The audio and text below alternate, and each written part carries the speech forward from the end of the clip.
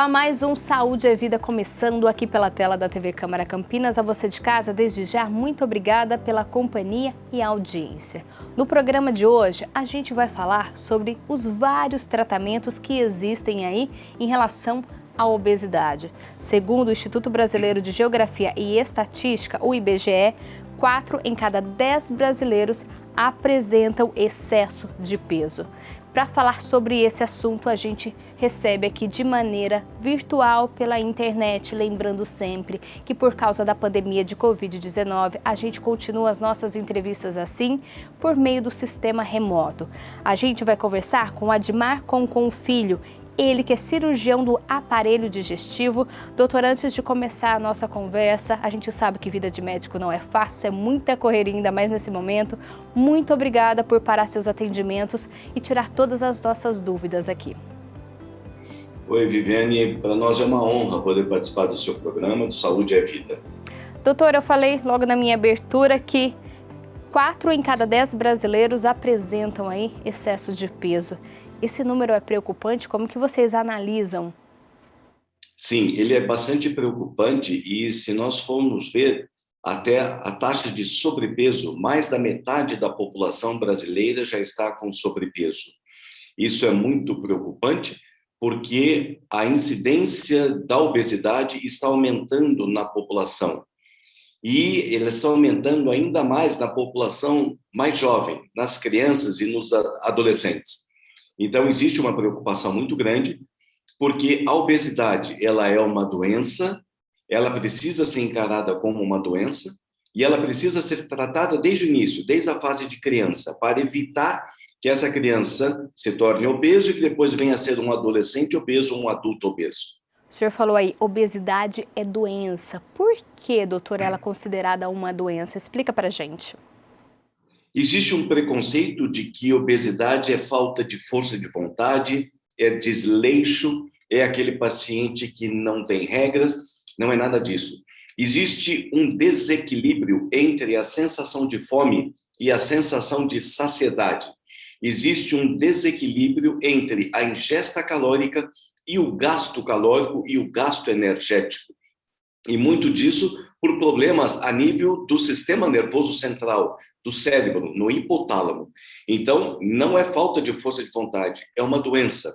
E ela precisa ser tratada.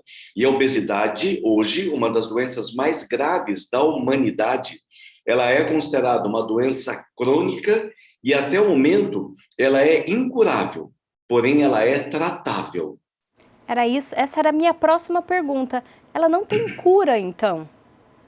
Porque como você está a nível do hipotálamo, do sistema nervoso central, nós ainda não descobrimos essa cura a nível de neurotransmissores, mas muitas pesquisas já estão indo nesse sentido. Mas é uma doença tratável. Você pode tratá-la desde a infância, já com a orientação alimentar, com uma correção dos hábitos alimentares, com atividade física, e depois você vai evoluindo na escala de tratamento da obesidade. Doutor, então já vamos falar sobre os tratamentos, porque são diversos, né? Eu estava pesquisando, tem o clínico, endoscópico e cirúrgico, é isso? Perfeito. Quando você fala na doença obesidade, nesse excesso de peso, veja, o tratamento ele começa com uma orientação alimentar, com uma correção dos hábitos alimentares, evitando aqueles carboidratos, doces, pães e massas. Ele também começa com o incentivo de uma atividade física, evitando o sedentarismo. Então, isso é o que nós chamamos de um tratamento de orientação alimentar e mudança comportamental. Esse é o clínico. Evoluindo para isso, ainda dentro do tratamento clínico, você já entra com medicações. Existem medicações que vão diminuir a fome do paciente, existem medicações que vão aumentar a sensação de saciedade, então ele vai comer e ele vai se sentir satisfeito por um período maior de tempo, ele vai ter um tempo de saciedade maior. Então, esse é o tratamento clínico, com o endocrinologista, com o clínico especialista em obesidade, associado à alimentação e atividade física. dependendo de cada caso, o endocrinologista vai entrar com uma ou outra medicação para o seu paciente. Então, este é o tratamento clínico. Numa situação mais grave, onde você tem alguns índices de uma obesidade severa, de uma obesidade mórbida, você pode chegar até uma fase mais avançada, que é o tratamento cirúrgico da obesidade, ou seja, a cirurgia bariátrica ou a cirurgia da obesidade. E entre esse tratamento clínico e esse tratamento cirúrgico da obesidade, nós temos um espaço, uma lacuna, que é para o tratamento endoscópico da obesidade, que através de uma endoscopia você pode lançar mão de alguns procedimentos para ajudar nesse emagrecimento, e não é a cirurgia, é só por endoscopia. Doutor, eu vou querer que o senhor detalhe mais ainda esses tratamentos.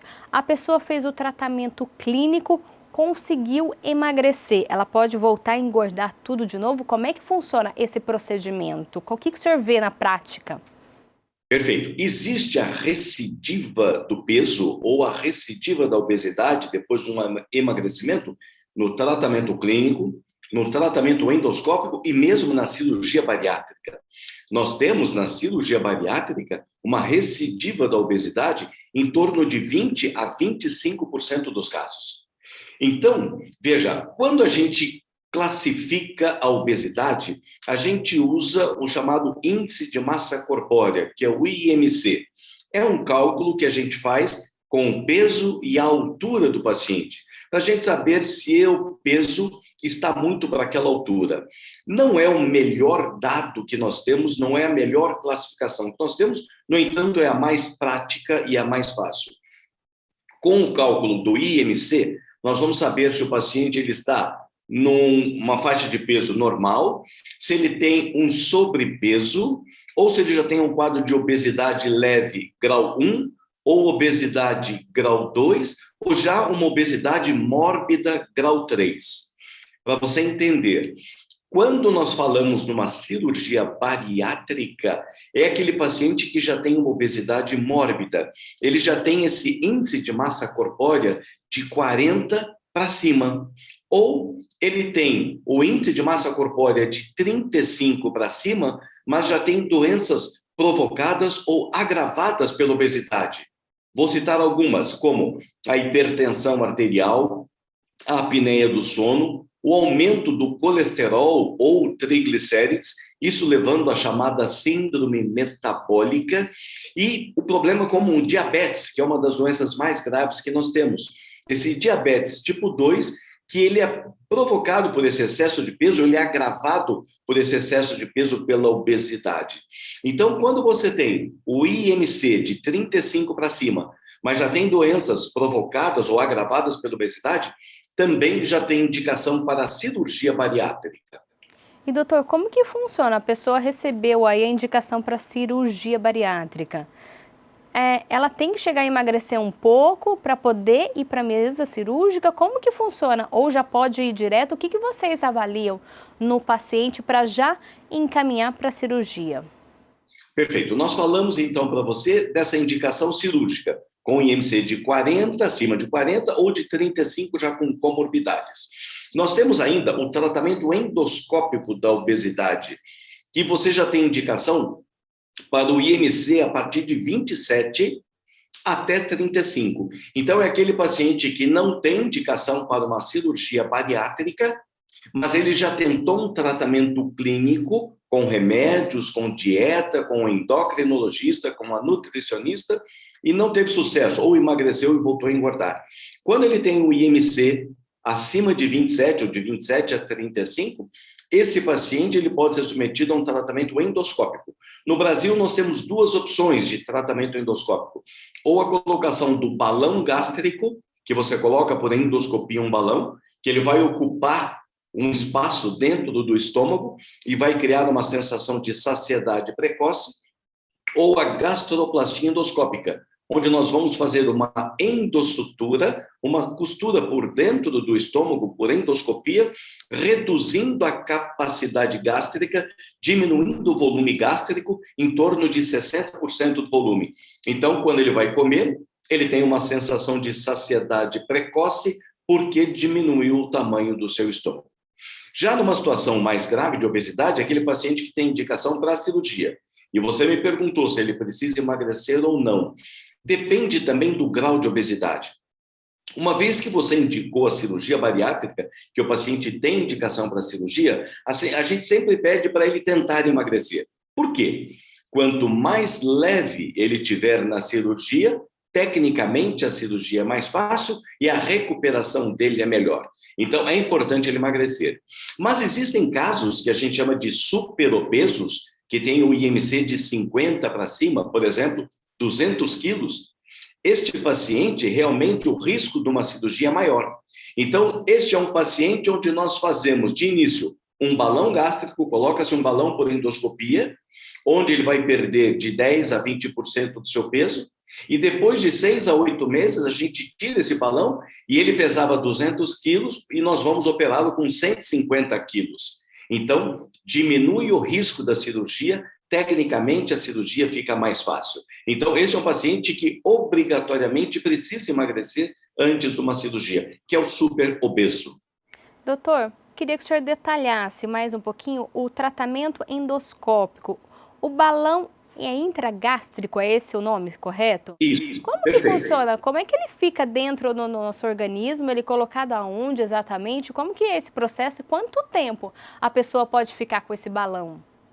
Nós fazemos uma endoscopia com uma sedação anestésica, e esse paciente com a sedação anestésica vai ser submetido a essa endoscopia. Por endoscopia, nós passamos o balão, vamos encher o balão. O volume desse balão ele pode variar de 400 a 700 ml, em média 600, 650 ml. Esse balão ele vai ficar no fundo do estômago, no fundo gástrico. Quando a pessoa come, uma pequena quantidade de comida já provoca uma distensão desse fundo gástrico, porque o balão está ali, e ele está dificultando o esvaziamento do estômago. Essa distensão do estômago, do fundo gástrico, é que vai mandar um reflexo para o cérebro de estômago cheio, já está satisfeito, já tem uma sensação de saciedade precoce. E esse tratamento endoscópico, como balão gástrico, ele vai conseguir um emagrecimento, em média, em torno de 10% a 20% do peso inicial. Então, a pessoa que pesa 100 quilos, ela vai emagrecer de 10 a 20 quilos.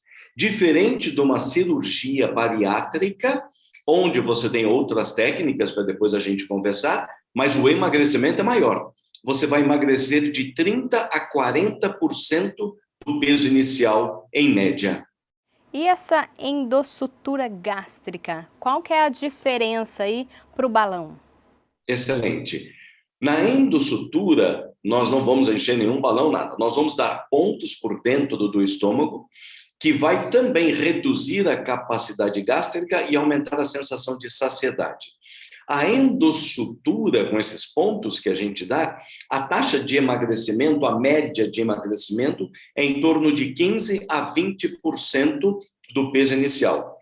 Diferente do balão, que você tem que retirar esse balão depois de alguns meses. Veja, nós temos o balão que fica 6 meses e temos o balão que pode ficar até 12 meses, dependendo do tipo do balão.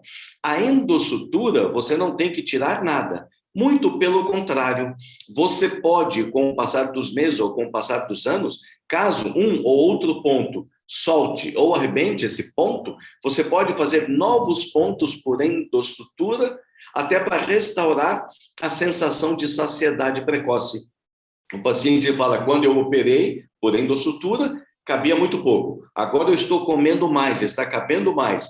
Houve uma dilatação. A gente faz a endoscopia, vê se tem um ou outro ponto solto, você pode fazer uma nova endossutura. Então, essa é uma grande diferença do balão gástrico, que você tem que retirar depois de algum tempo. A endossutura, não. Você pode até associar novas suturas, novos pontos, para restaurar a sensação de saciedade precoce. E como escolher qual procedimento entre o balão e a endossutura? Vai depender de cada caso. Esses procedimentos, eles ainda não são cobertos pelo SUS nem pelos convênios, porque ainda eles não fazem parte do rol de procedimentos da ANS, da Agência Nacional de Saúde. Então, os convênios não são obrigados a oferecer esse tipo de procedimentos. Então, ele é um procedimento particular. E daí você vai também pelo custo. A endossutura, ela tem um valor maior do que o balão gástrico. Então, esse também é um fator de restrição. Dependendo da indicação, até, por exemplo, você quer que o paciente emagreça porque ele vai precisar fazer uma cirurgia bariátrica depois, para esse paciente o ideal é você colocar o balão, porque ele é realmente temporário. Existe uma outra indicação para o balão gástrico, para quem tem obesidade leve, grau 1, ou até sobrepeso, IMC acima de 27, um paciente que está um pouquinho acima do peso e precisa fazer uma cirurgia ortopédica no joelho ou no quadril. Ela precisa emagrecer para fazer a cirurgia ortopédica. É uma indicação para o balão. Você coloca o balão, ela fica 6 meses, emagrece 10% a 20% do seu peso, você retira o balão e ela faz a sua cirurgia ortopédica, cuidando do problema do quadril ou do joelho. Doutor, agora uma curiosidade, até desculpa a ignorância, o senhor falou, fazendo esses procedimentos, existe uma resposta para o cérebro que já está em saciedade. Como que isso funciona? Como que trabalha essa comunicação aí, estômago-cérebro? É um sistema fantástico. O aparelho digestivo ele é considerado um dos órgãos, o maior órgão endocrinológico que nós temos. Quando você tem ou a distensão do fundo gástrico, pela inervação que você tem no estômago, isso manda um reflexo para o cérebro. É um sistema que vai comunicar tanto o estômago quanto o cérebro.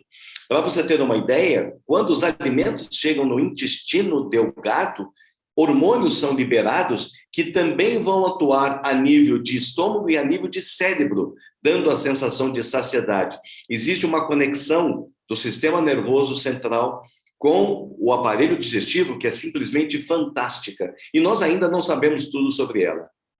E doutor, esse é um procedimento longo, né? Não se emagrece aí de um mês para o outro tão rápido, né? É preciso ter paciência, a gente acabou de falar aí, o nosso cérebro precisa também trabalhar essa mente. Como que funciona no tratamento? Como que é possível ter paciência para emagrecer, chegar no peso ideal? Perfeito. Quando o paciente nos procura, ele já tem um quadro de obesidade há alguns anos. Aliás, nós só podemos operar aquele paciente que tem uma obesidade por mais de 2 anos. Aquela paciente que não era obesa, ela engravidou e por conta da gestação ela ficou obesa e daí ela nos procura para fazer uma cirurgia bariátrica, ela não tem indicação, porque ela tem pouco tempo de obesidade. Então, voltando a explicar, para indicar uma cirurgia bariátrica, nós temos que seguir um protocolo internacional, que diz o seguinte: tem indicação, quem tem aquele IMC de 40 ou de 35 com comorbidades, que tem uma obesidade por mais de 2 anos, então veja, uma obesidade por um tempo maior, e que já tentou tratamento clínico com o especialista, com o endocrinologista, e não deu certo. Ou ele emagreceu e voltou a engordar, ou nem emagreceu. Então, nós só podemos operar ou indicar uma cirurgia para quem tem uma obesidade por mais de 2 anos. E quando o paciente opera, ele precisa saber que nós vamos operar o estômago e o intestino, e não a cabeça. E a cabeça realmente tem que estar preparada para essa mudança de comportamento. Porque a cirurgia bariátrica, ela não faz milagre. Ela é um instrumento que tem que ser bem utilizado pelo paciente para que ele tenha o melhor resultado possível, para que ele consiga emagrecer de 30% a 40% do peso inicial. E esse emagrecimento vai se dar ao longo de 2 anos, 1 ano e meio a 2 anos no pós-operatório, não é de imediato. Todos eles querem emagrecer no primeiro mês, tudo, a gente sabe disso. Mas a gente orienta bem que esse emagrecimento vai ocorrer em torno de 1 ano e 6 meses a 2 meses. Para você que ligou a TV agora, a gente está conversando com o Dr. Admar Concon Filho, ele que é cirurgião do aparelho digestivo. Hoje no Saúde é Vida a gente está falando aí sobre os diversos tipos de tratamento que tem em relação à obesidade. Doutor, eu ainda tenho muitas perguntas para fazer para o senhor. Vamos dar uma pausa só para beber uma água? Você de casa também, é rapidinho, não saia daí, a gente volta já já.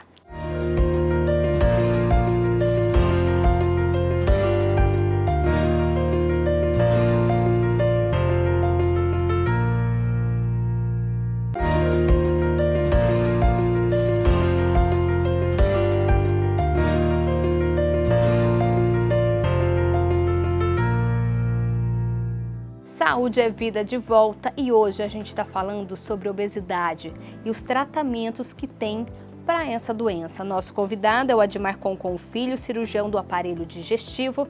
Doutor, a gente falou um pouquinho aí sobre cirurgia bariátrica, eu queria detalhar mais esse tema. Existem tipos de cirurgia bariátrica? Existem vários tipos de cirurgia bariátrica.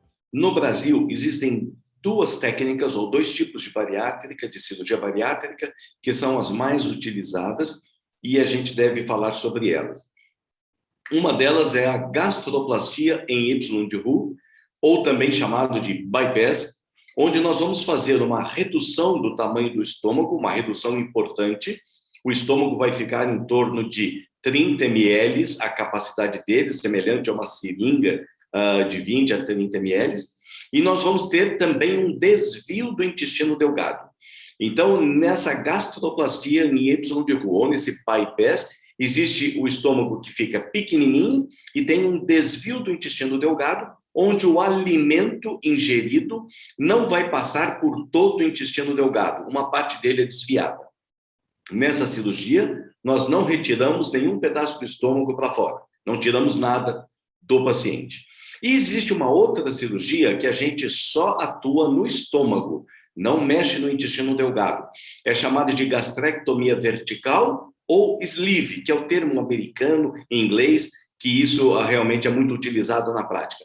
Gastrectomia vertical ou sleeve, nós vamos retirar uma parte do estômago em comprido, como se ficasse uma manga de camisa, o estômago vai ficar comprido e fino, e nós vamos diminuir a capacidade gástrica em torno de 250 ml para esse estômago.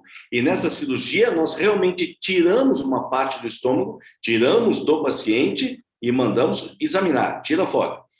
E não mexe no intestino delgado. Então, são essas duas cirurgias que são as cirurgias mais utilizadas no Brasil. Existem outras já utilizadas no passado e praticamente abandonadas, que nem vale a pena a gente comentar. Então, hoje no Brasil, a gastroplastia em Y de Roux, ou bypass, que diminui o estômago e mexe no intestino delgado. E a outra, que é a gastrectomia vertical, ou sleeve, o termo em inglês, que só mexe no estômago e não faz o desvio no intestino delgado. E a escolha também do procedimento vai depender do paciente? Vai depender do paciente, vai depender das comorbidades que esse paciente tem. Por exemplo, se ele tem um quadro de refluxo, importante, uma esofagite de refluxo ou um refluxo gastroesofágico, ele não deve fazer o sleeve, a gastrectomia vertical, ele deve fazer o bypass. Se ele tem um diabetes que está difícil tratar e de compensar com os remédios, ele deve também fazer o bypass, porque no bypass, você, com o desvio do intestino delgado, você vai ter uma melhora muito mais importante do diabetes com o bypass do que com o sleeve. No sleeve você também melhora, mas com o bypass é muito melhor. Então, são duas situações onde você indica o bypass, você prioriza o bypass. Mas isso também vai depender do paciente, conversando com o paciente, explicando as vantagens e desvantagens de cada técnica para aquele paciente. E doutor, é uma cirurgia tranquila? Ela é realizada dentro do hospital, com vários profissionais? Como que funciona? É tranquilo? Como que é a recuperação desse paciente depois? A cirurgia bariátrica que foi feita há 20 anos atrás, que era feita por corte, era uma cirurgia que realmente ela era mais invasiva e o paciente sentia mais e você tinha uma taxa de complicação um pouquinho alta. Hoje, a cirurgia, nesses últimos anos já, nesses últimos 10 anos, 15 anos, a cirurgia bariátrica, que é feita por videolaparoscopia, através dos furinhos, você não corta mais a barriga, você faz 5 furinhos no abdômen, furinhos de 10, 12 milímetros e alguns furinhos de 5 milímetros. Você opera por videolaparoscopia, é chamada cirurgia minimamente invasiva. A taxa de complicação dessa cirurgia é baixíssima, é semelhante a uma cesárea ou uma cirurgia de vesícula, de retirada de vesícula. Então, a taxa de complicação é muito baixa. Ela é feita no hospital, sob anestesia geral. Hoje, o paciente ele interna no dia da cirurgia e no dia seguinte da cirurgia ele já vai ter alta. Então, ele fica um dia no hospital, um dia e meio no hospital. Então, a recuperação é muito mais rápida por ter sido feita por videolaparoscopia. E a alimentação dessa pessoa, como é que fica? Vai poder comer de tudo? Ou primeiro começa com líquido, pastoso, e depois de um tempo vai poder comer uma pizza, por exemplo, matar à vontade?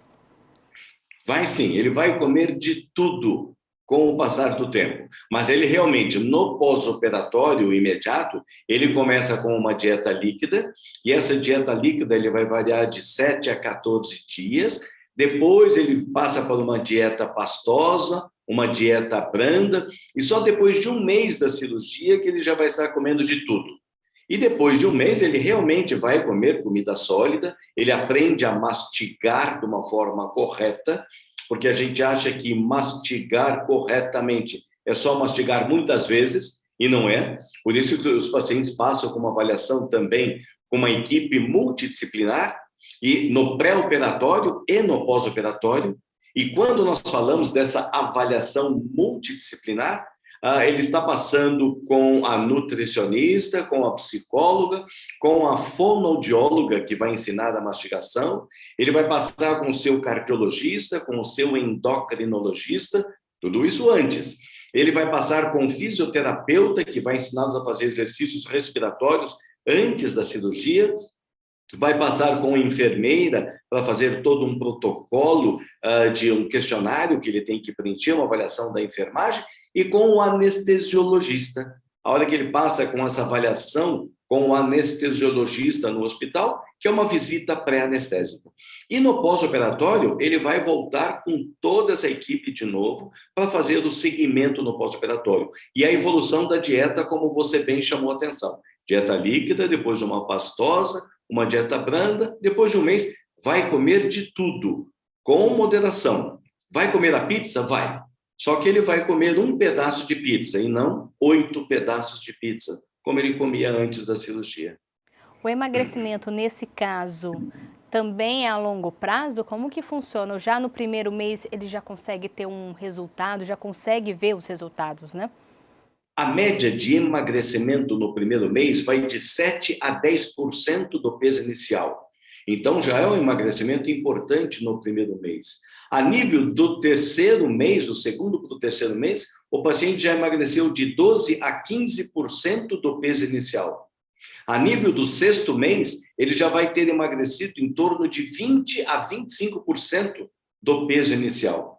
E com um ano de cirurgia, ele já vai ter emagrecido em torno de 30% do peso inicial. O menor peso que ele atinge, em média, é em torno de 1 ano e 6 meses, ou seja, 18 meses de cirurgia a 24 meses, 1 ano e meio a 2 anos. Daí ele vai ter esse menor peso, onde depois existe até uma acomodação. Ele pode até engordar um pouquinho, que é uma acomodação, mas daí ele estabiliza. Eu até ia perguntar isso. O senhor disse lá no começo que algumas pessoas acabam voltando, né, o peso. Por que isso acontece se o estômago foi reduzido? Ok, boa pergunta.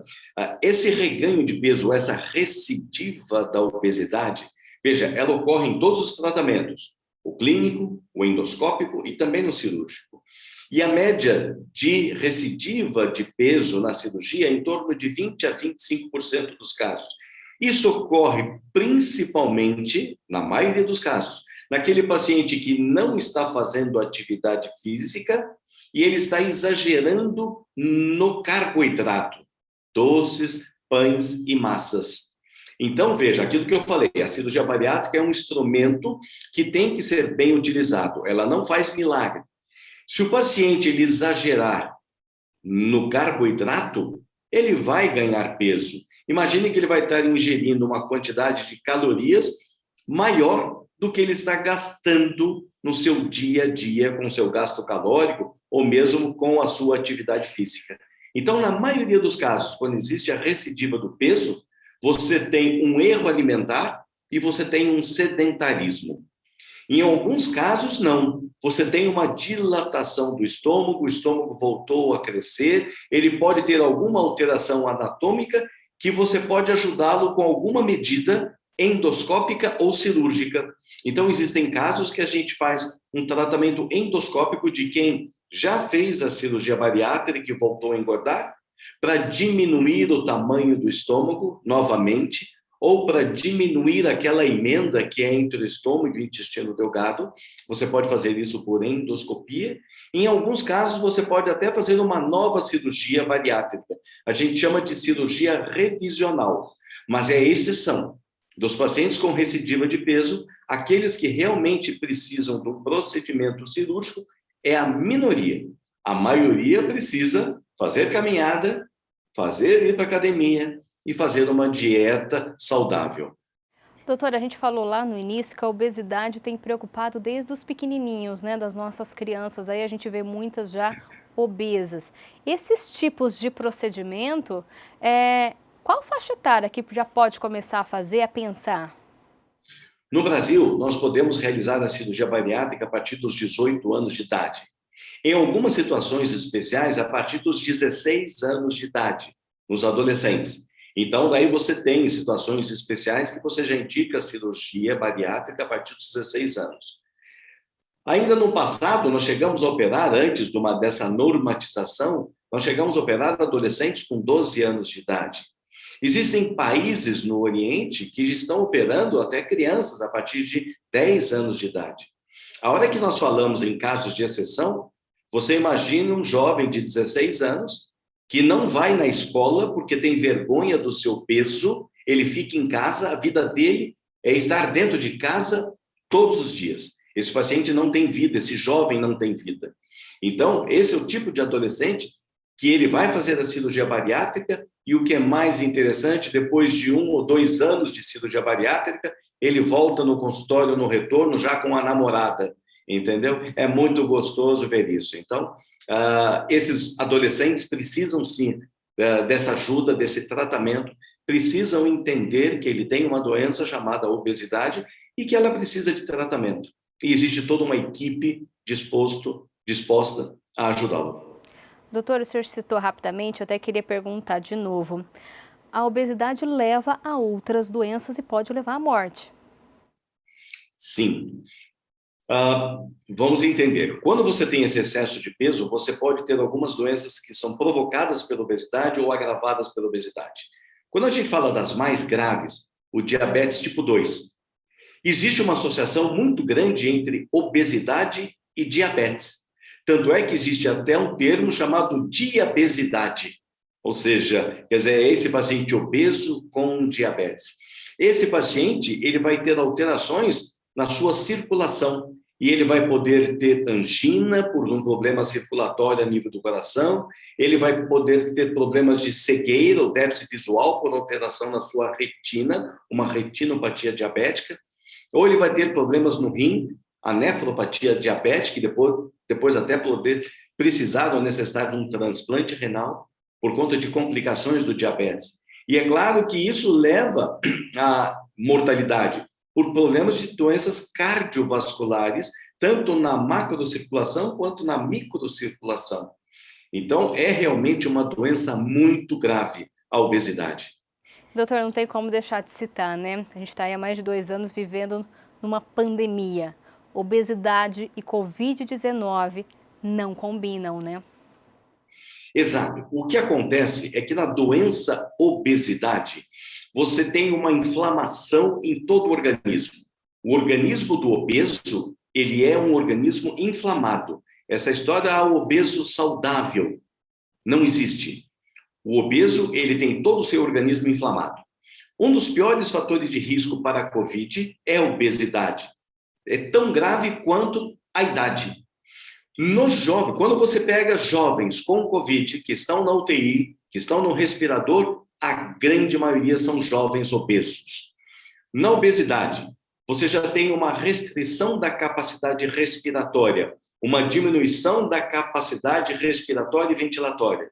E a Covid, ela ataca também e principalmente os pulmões. Você já tem na obesidade uma diminuição do seu sistema imunológico.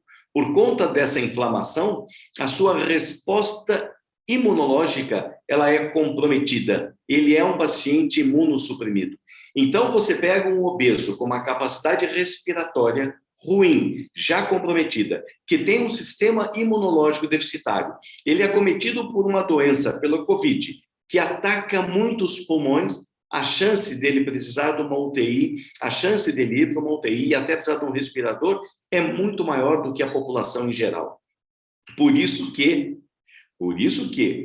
o Conselho Federal de Medicina e o Ministério da Saúde classificaram a cirurgia bariátrica como cirurgia eletiva essencial, que deve ser feito mesmo durante a pandemia, porque é muito mais grave ficar obeso durante a pandemia e contrair o Covid do que fazer a cirurgia bariátrica minimamente invasiva, onde a taxa de complicação é muito baixa, e um mês depois da cirurgia, esse paciente já emagreceu 10% do peso inicial, já melhorou a sua capacidade respiratória e já melhorou o seu sistema imunológico, sistema de defesa. Então, deve sim fazer a cirurgia, mesmo durante a pandemia. O senhor citou aí as melhoras, né, na parte física depois que a pessoa realiza essa cirurgia. Depois a cabeça também muda, né? A autoestima muda, como o senhor disse, né? 2 anos depois o paciente aparece com uma namorada, mais feliz. O que o senhor percebe de uma maneira geral depois da cirurgia, quando conquista os resultados? É simplesmente fantástico.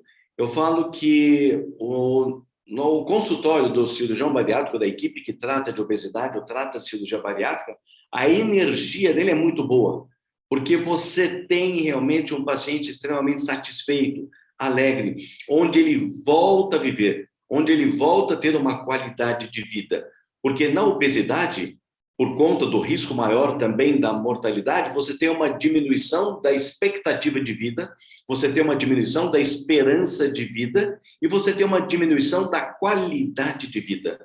Quando esse paciente emagrece, ele volta, ele está fazendo academia, ele está usando uma roupa que ele nunca pôde usar, ele fala que agora ele está escolhendo a roupa e não a roupa que o escolhe, que antes a roupa que eu escolhi, hoje não, ele escolhe a roupa. Então, é uma energia fantástica. A hora que você emagrece, a mulher que não conseguia engravidar por alterações hormonais decorrentes da obesidade, quando ela emagrece, ela engorda. Então, daí o paciente que tentava engravidar e não conseguia porque estava obeso, depois da bariátrica ela engravida e daí ela vem já com o seu filho, mostrar o seu filho, mostrar a sua criança e muito feliz da vida. Então, muda completamente a vida, não só do paciente, mas de toda a família. É impressionante a energia que a gente recebe, é muito gratificante. Doutor, o senhor falou em família. O paciente precisa desse apoio, não é um momento fácil, é um tratamento longo. Família e amigos precisam entender também todo esse procedimento, né? Exatamente, por isso que tanto nas reuniões, que antigamente nós fazíamos reuniões presenciais e com a pandemia agora as reuniões são virtuais, como a sua entrevista, entende? A gente orienta para que a família participe dessas reuniões virtuais, para que elas assistam todas essas aulas explicando sobre a doença, obesidade, sobre a cirurgia bariátrica, e esse apoio da família é muito importante. Ele realmente é fundamental. Então, precisa disso, o paciente obeso precisa disso, precisa desse apoio, e a família apoia, e realmente toda a família muda. É interessante como existe uma mudança de comportamento, não só alimentar, atividade física, as caminhadas, os esportes. Quantos pacientes se tornam atletas depois da cirurgia bariátrica? Muitos, muitos. Doutor, então, para a gente encerrar, qual o recado que o senhor dá para quem está assistindo a gente nesse momento, está acima do peso e está aí pensando, o que eu faço? Primeiro, entender que obesidade é uma doença. Não é falta de força de vontade, não é desleixo, não é culpa sua. A obesidade é uma doença e ela precisa ser tratada. Ele precisa procurar um médico endocrinologista, uma clínica, ou um médico clínico que trate de obesidade, e ele, com o seu peso, com o seu IMC, vai saber se esse paciente tem ou não indicação para uma cirurgia bariátrica. Daí ele vai procurar uma equipe de cirurgia bariátrica, se for o caso. Mas antes disso, ele já começou esse tratamento com a dieta, com a atividade física, com o uso de medicações, até o caso de um tratamento endoscópico, quer seja o balão, ou mesmo a endossutura, antes de pensar numa cirurgia, ou até a cirurgia, se for necessário. Mas realmente vá procurar. Não existe o gordinho saudável. Obesidade é uma doença crônica, incurável, porém tratável. Por isso que, mesmo depois de uma cirurgia, ele vai fazer acompanhamento com seu endocrinologista e com a sua equipe cirúrgica para o resto da vida. Doutor, eu falei que eu já ia encerrar, mas só uma pergunta pegando o gancho aí. Nada de se automedicar, acreditar em remédios milagrosos que aparecem aí, né? Exato, precisa tomar cuidado com isso. Não vale a pena. Consulte o seu médico, seja ele qual especialidade for, peça uma opinião, uma orientação do seu médico e entenda que isso não é desleixo. Você não precisa ter vergonha, porque a sociedade como um todo, ela tem um estigma contra o obeso. Isso precisa mudar. Isso é a nível mundial. Isso é até entre alguns médicos também. Nós temos que tirar esse estigma. O obeso, ele tem que entender que ele tem uma doença e ele precisa de ajuda e tem muita gente querendo ajudá-lo. Doutor Adimar Concon Filho, ele que é cirurgião do aparelho digestivo e participou aqui do Saúde é Vida de hoje. Doutor, muito obrigada por tirar todas as nossas dúvidas. Tenha certeza que este foi um programa muito rico de informação. Nós é que agradecemos o honroso convite, estamos sempre à disposição, Vida. E parabéns pelo seu programa Saúde é Vida. Muito obrigada, doutor, e a gente agradece também você que está aí acompanhando a nossa programação. Muito obrigada pela companhia e audiência. E se quiser rever todo esse bate-papo aqui com o doutor Adimar, é só entrar nas nossas redes sociais. Ele está disponível no Facebook da TV Câmara Campinas e também no YouTube. A gente se vê na próxima edição. Se cuida. Tchau!